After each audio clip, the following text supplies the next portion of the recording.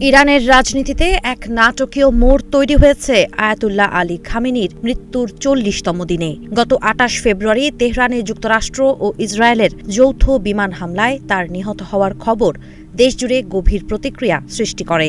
ইসলামী রীতি অনুযায়ী এই চেহলাম দিনটি বিশেষ তাৎপর্যপূর্ণ, আর তাই তার সমর্থকেরা রাস্তায় নেমে স্মরণ কর্মসূচি পালনের প্রস্তুতি নিয়েছে। এদিকে পরিস্থিতিকে আরও তাৎপর্যপূর্ণ করে তুলেছে একই দিনে ঘোষিত ২ সপ্তাহের যুদ্ধবিরতি। ডোনাল্ড ট্রাম্প প্রশাসন জানিয়েছে, ইরানের প্রস্তাবিত ১০ দফা দাবিকে আলোচনার ভিত্তি ধরে এই সমঝোতা হয়েছে।